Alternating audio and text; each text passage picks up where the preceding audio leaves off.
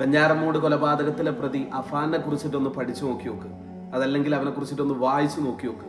അഫാൻ നിസ്കരിക്കുന്നവനാണ്, അഫാന് നോമ്പ് അനുഷ്ഠിക്കുന്നവനാണ്. എന്തെങ്കിലും പ്രശ്നങ്ങൾ ഉണ്ടോ എന്ന് ചോദിച്ചാൽ നാട്ടുകാർക്ക് ഒരേ സ്വരത്തിൽ പറയാനുള്ളത് ഇല്ല, അവൻ അത്രയേറെ ക്ലീൻ ആയിട്ടുള്ള ഒരു പയ്യനാണ് എന്നാണ്. നല്ലൊരു ചെറുപ്പക്കാരൻ അല്ലേ? എങ്കിലൊന്ന് ആലോചിച്ച് നോക്ക്. മാഫിയ, ഡ്രഗ്സ് മാഫിയ എത്ര പെട്ടെന്നാണ് ഒരു മനുഷ്യനെ വേട്ടമൃഗമാക്കിയത് എന്നുള്ളത്. ആ കൊലപാതകത്തിന്റെ ന്യൂസുകളൊക്കെ അങ്ങനെ വായിക്കുമ്പോൾ എന്നെ ഏറ്റവും കൂടുതൽ ഹേർട്ട് ചെയ്തിട്ടുള്ളത്, അല്ലെങ്കിൽ ഏറ്റവും കൂടുതൽ എന്നെ വേദനിപ്പിച്ചിട്ടുള്ള ഒരു സംഭവം എന്ന് പറയുന്നത് ആ കുഞ്ഞനുജന്റെ കൊലപാതകത്തിനെ കുറിച്ചിട്ടാണ് അല്ലേ? എന്തൊരു പ്രശ്നം വന്നു കഴിഞ്ഞാലും ദൈവത്തെ പോലെ പ്രൊട്ടക്ട് ചെയ്യേണ്ട കുഞ്ഞനുജനെ, അല്ലെങ്കിൽ ചെറുപ്പത്തിൽ വാശി പിടിച്ച് കരഞ്ഞതുപോലെ ആ കുഞ്ഞ് ചിലപ്പോൾ ജീവന് വേണ്ടിയിട്ട് അവൻ്റെ മുമ്പിൽ കേണപേക്ഷിച്ചിട്ടുണ്ടാവും.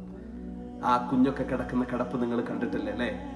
എന്തൊരു ദാരുണമായിട്ടുള്ള അവസ്ഥയാണ് കേരളത്തിൽ.